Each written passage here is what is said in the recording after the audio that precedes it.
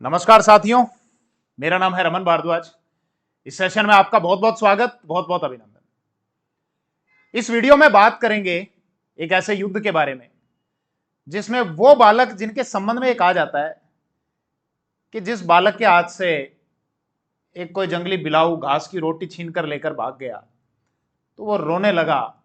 उसी बालक ने जब एक भाला फेंका तो मेवाड़ में मुगलों ने जो थाने स्थापित कर रखे थे उन प्रमुख 4 थानों में से एक थाना आया करता था दिवेर का, और उस दिवेर का जो इंचार्ज था वो खुद अकबर का चाचा था सुल्तान खान।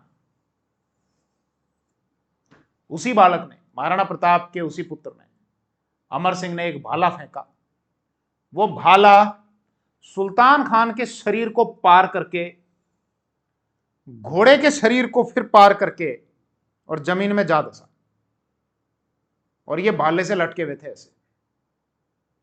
बाकी के मुगल सैनिकों ने जब देखा, वो मुगल सेना यहां से भाग खड़ी हुई, और आसपास के और जो दूसरे मुगल थाने भी थे बड़े, दिवेर, देवल, देवारी, देसूरी, वहां जब पता चला कि भैया इस प्रकार से महाराणा प्रताप ने एक अप्रत्याशित हमला बोला है और सुल्तान खान की ऐसी हालत कर दी है, तो बाकी थानों से भी जो मुगलों की फौज थी वो भाग खड़ी हुई। यह युद्ध था दिवेर का युद्ध, जो सन 1582 ईस्वी में लड़ा गया था, और इस युद्ध से महाराणा प्रताप ने मेवाड़ की भूमि को वापस मुगलों से मुक्त कराने का अभियान छेड़ दिया था। और जब महाराणा प्रताप की डेथ हुई 19 जनवरी 1597 ईस्वी को, अपनी मृत्यु से पहले पहले उन्होंने सिर्फ चित्तौड़ को छोड़ दो और मांडलगढ़ को छोड़ दो, इन 2 क्षेत्रों को छोड़कर पूरे मेवाड़ पर वापस पुनः अपना अधिकार स्थापित कर लिया था। मेवाड़ का एक बहुत बड़ा क्षेत्र जो कभी मुगलों के अधिकार में चला गया था, अपनी मृत्यु से पूर्व सिर्फ इन 2 हिस्सों को छोड़कर पूरे मेवाड़ पर फिर से अपना अधिकार कर लिया था। इस युद्ध को कर्नल जेम्स टोड ने कहा है राजस्थान का, या सॉरी मेवाड़ का माराथन या मेवाड़ का मैराथन। सुनना जरा, 1576 का हल्दी घाटी का युद्ध हो चुका था। हल्दी घाटी के युद्ध के बाद ये राजस्थान का एक जिला है उदयपुर, जो महाराणा प्रताप के पिता महाराणा उदय सिंह ने बसाया था 1559 में। अकबर ने इस हिस्से पर अपना अधिकार स्थापित कर लिया था और इसका नाम चेंज करके किया गया मुहम्मदाबाद। मुहम्मदाबाद। देखो, ये जो नाम चेंज करने वाला ट्रेंड है ये आज का नहीं है। जैसे कई जगह ऐसा होता है ना कि साहब ये प्रयाग क्यों कर दिया, या औरंगाबाद का नाम छत्रपति संभाजी नगर क्यों कर दिया। ये ट्रेंड बड़ा पुराना है। जो सत्ता में है, सत्ता अपने हिसाब से चेंज करती है। ध्यान देना, कुछ एग्जाम्पल रखता हूं आपके समक्ष। अकबर ने उदयपुर का नाम किया था मुहम्मदाबाद। अलाउद्दीन खिलजी ने, ये सिवाना आता है जो राजस्थान के बालोतरा जिले में आता है, उस सिवाना का नाम चेंज करके कर दिया था खैराबाद। 1308 में यहां पर अटैक किया था। जालोर पर अटैक किया था 1311 में, और इसका नाम चेंज करके कर दिया था जलालाबाद। चित्तौड़ पर अटैक किया था 1303 में, और यहां का नाम चेंज करके कर दिया था खिजराबाद।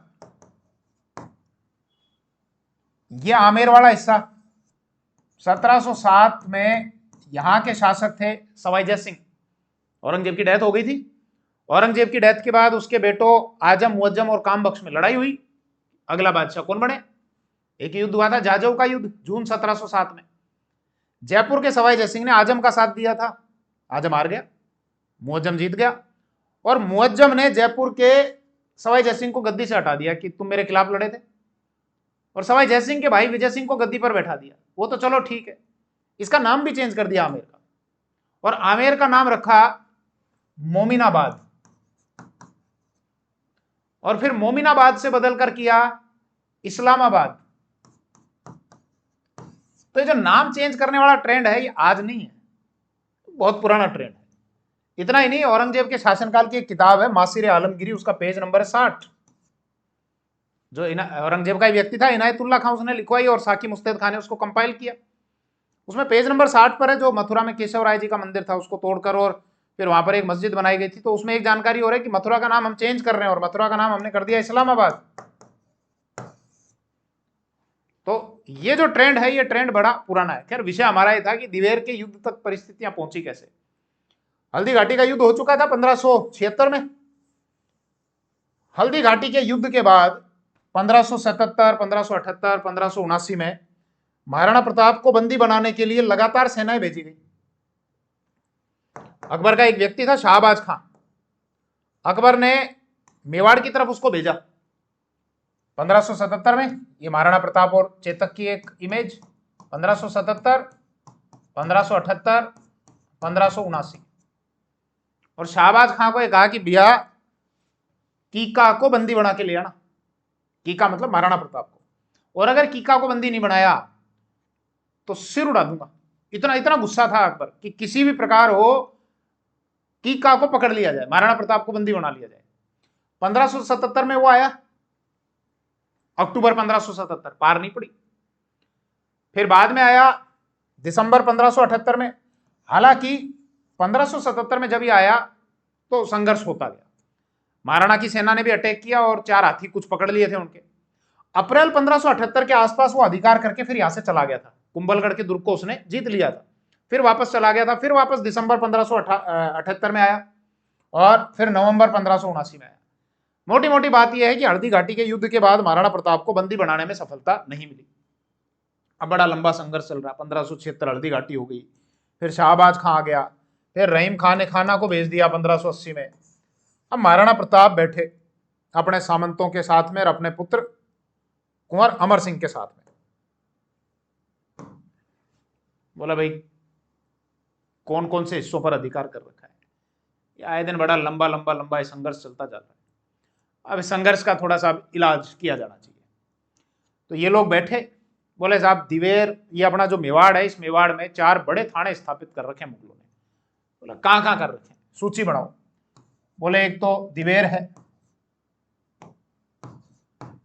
और देवड़ है, और देबारी है, और देसूरी है। बड़ा थाना कौन सा है? बोले साहब ये दिवेर वाला। कौन है इंचार्ज? अकबर का कोई चाचा ही है। अब वो पता नहीं निकट का चाचा होगा या कोई दूर का चाचा होगा, बाकी अकबर का कोई चाचा था, सुल्तान खान।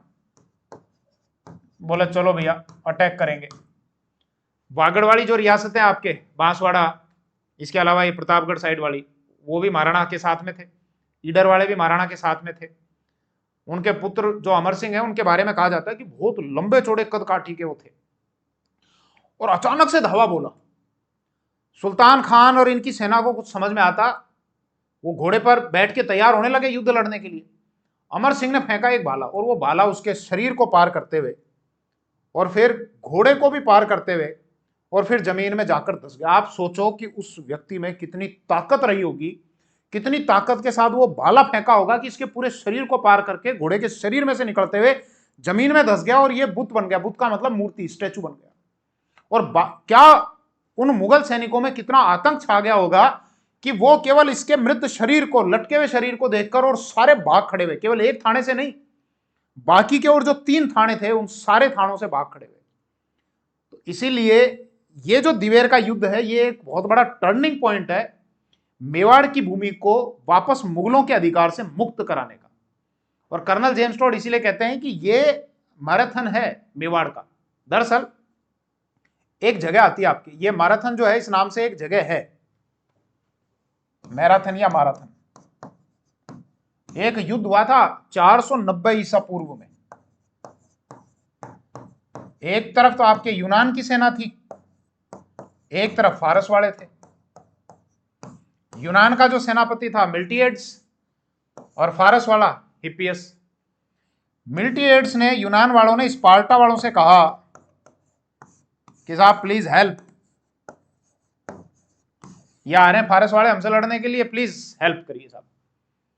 स्पार्टा वाले उस समय कोई धार्मिक अनुष्ठान वगैरह कर रहे थे अपने, वहां पर बिजी थे उसमें। बोले साहब अभी तो नहीं आ सकते। इन्होंने कहा, बोले अपनी कितनी फौज है यूनान वालों ने? बोले साहब अपने पास 10,000 ही है।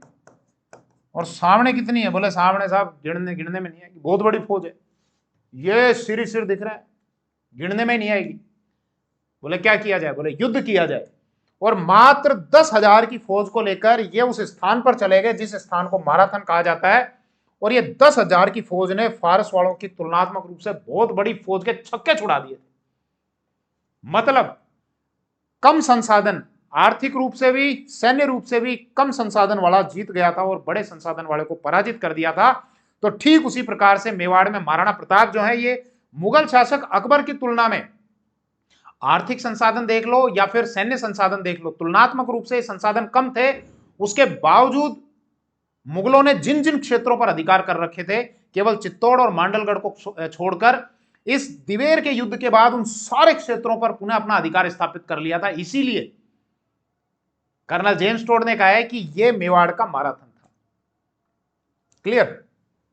अच्छा, एक चीज और दिमाग में आती है, आपके भी दिमाग में आई होगी कि साहब आप जिस अमर सिंह के बारे में बता रहे हो कि उन्होंने भाला फेंका, इसके शरीर के आर पार चला गया, ये स्टैचू बन गया, सारों में इतना आतंक छा गया, सब भाग गए, ये अमर सिंह तो वही है ना जिनके बारे में कहा जाता है कि महाराणा प्रताप ने एक बार वो घास की रोटी बनाई, अमर सिंह को दी, फिर उनके हाथ से कोई जंगली बिलाऊ रोटी छीनकर भाग गया और अमर सिंह रोने लगे। तो ऐसा बालक साहब, ऐसा बालक रोएगा क्या?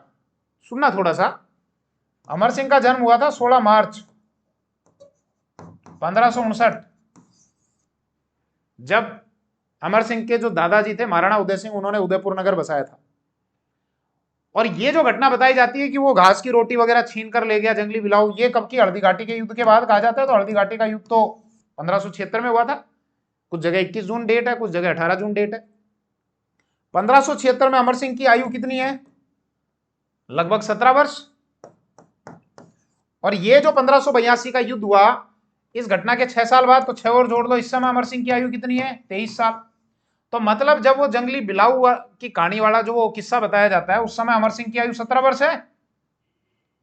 17 साल का एक बालक, यहां तो वो बालक जो लंबी चौड़ी कदकाठी का है, आप छोड़ दो लंबी चौड़ी कदकाठी के बालक को, आप तो किसी कमजोर बालक को पकड़ लो जो 15-17 साल का हो, और उसके हाथ से आप कुछ भी छीनोगे, वो रोने लग जाएगा क्या? नहीं रोएगा। ये एक्टिविटी वो बच्चा करता है जो 2, 5, 4 साल का होता है। 12 साल, 15 साल, 17 साल का बच्चा कुछ भी हाथ से छीनने से रोता नहीं है। तो इसका मतलब ये समझ में आता है कि बाद में इतिहासकारों ने कुछ लाग लपेट करके इस तरह की चीजों को कर दिया। कर्नल जेम्स टोड कहते हैं नहीं साहब, उनकी कोई बच्ची थी, लड़की थी, उसके हाथ से जंगली बिलाऊ रोटी छीनकर भाग गया था, इसलिए वो रोने लग गई थी। महाराणा प्रताप की कोई लड़की थी ही नहीं, जैसा उदयपुर राज्य का इतिहास पढ़ते हैं हम, गौरीशंकर हीराचंद ओझा पार्ट 1। तो खैर चलिए, बहुत इंटरेस्टिंग एक युद्ध था ये। वैसे राजस्थान हिस्ट्री के स्पेशल बैचेस का वीडियो है। पूरा बैच ज्वाइन करने के लिए आप एप्लीकेशन डाउनलोड करें और वहां पर आप ज्वाइन कर सकते हैं। थैंक यू, जय हिंद।